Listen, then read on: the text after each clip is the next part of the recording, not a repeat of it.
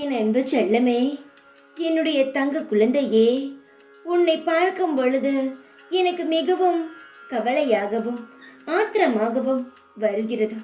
உனக்கு பல தடைகள் தர எத்தனையோ நபர்கள் காத்து கொண்டு இருக்கிறார்கள். அவர்களை பார்க்கும் பொழுது நான் என்னுடைய நெருப்பில் போட்டு பொசுக்கி விடலாம் என்றெல்லாம் எனக்கு தோன்றுகிறது. என்னுடைய தங்கமே, உன் வாழ்க்கையை யாராவது பொசுக்க வேண்டும், உன்னுடைய எண்ணத்தை அழிக்க வேண்டும் என்று நினைத்தார்கள் என்றால் அவர்கள் நினைத்தது நடக்காது. நீ எப்பொழுதும் அடுத்தவர்களுக்கு நல்லதை மட்டுமே யோசிக்கிறாய். அப்படி இருக்கும் உன்னுடைய வாழ்க்கை கீழே போகும் என்று எப்படி நினைக்கிறாய்? நீயும் வாழ வேண்டும். உன்னை நான் வாழ வைப்பேன். அதுவும் பேரும் புகழும் வசதி வாய்ப்புடனும், உன்னை நிரந்தரமாக ஆயுளுடனும் நிரந்தரமான செல்வங்களுடனும் உன்னை நான் வாழ வைத்து அழகு பார்ப்பேன். இப்படி இருக்கும் பொழுது உனக்கு நான் எப்படி தீங்கு நினைப்பவரை நெருங்க விடுவேன். நீ 10 மடங்கான அதிர்ஷ்டம் உன்னை தேடி வரும். நீ நினைத்தது போல் இல்லாமல் உன் வாழ்க்கை மிக பிரம்மாண்டமான சிம்மாசனத்தில் வந்து உட்காரும் அளவுக்கு உன் வாழ்க்கையின் நிலையானது அமையும்.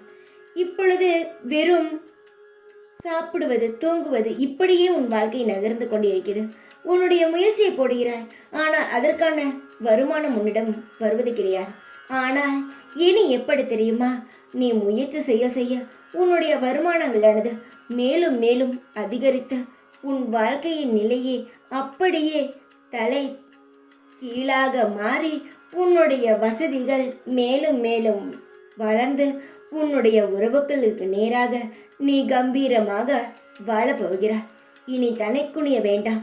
தலை குனியாமல் தலை நிமிர்ந்து எல்லாருக்கு நேராகவும் கம்பீரமாக நில். உன்னால் எல்லாம் சாதிக்க முடியும் என்ற நம்பிக்கை என்னிடம் உள்ளது. இருக்கும் அந்த ஒளிக்கு எவ்வளவு சக்தி தெரியுமா? அதை நீ புரிந்து கொள்ளும் நேரம் வந்துவிட்டது. இத்தனை நாட்களாக என்னை எந்த விதத்தில் நம்புவது? இவருக்கு சக்தி இருக்கிறதா? நம் வேண்டியது இவர் காதுக்கு விழுகவில்லையா என்று என்னை நம்புவதா வேண்டாமா என்று பல எண்ணங்களுடன் நீ வாழ்ந்தாய். என்னுடைய தங்கமே, என்ன நினைத்தாய் என்னை பற்றி? என்னை சாதாரணமாக நினைத்து விட்டாயா? என்னுடைய சக்தியையும் நீ பார்க்க வேண்டும் அல்லவா? உனக்கு நான் எவ்வளவு பெரிய ஆள் என்று நான் காட்ட வேண்டும் அல்லவா? அதற்காக வரும் வியாழனுக்குள் உன் கையில் ஒரு வித்தியாசமான ஒரு வாழ்க்கை கிடைக்கும். அது பிரம்மாண்டமாக இருக்கும். நான் சொல்லி நீ தெரிந்து கொள்வதை விட நான் சொல்லாமல் நீ காத்திருந்து தெரிந்து கொள். வரும் வியாழனுக்குள் உன்னுடைய வாழ்க்கையின் நிலை மாறும். எல்லாரும் சொல்வார்களே, கடவுள் நினைத்தால் ஒரு நிமிடத்தில் வாழ்க்கையையே மாற்றிவிடலாம் என்று. அந்த விஷயம்தான் உன் வாழ்க்கையில் நடக்க இருக்கிறதா?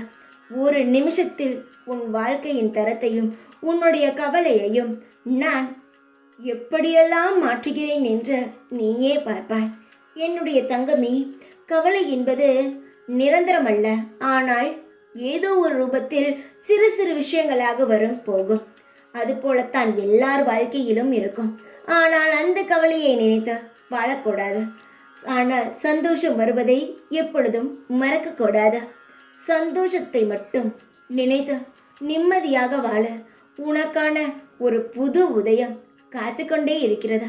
அதற்காக நீ தயாராக இரு. எப்பொழுதும் உன் கூடவே இருப்பேன் நான். ஓம் சாய்ராம்.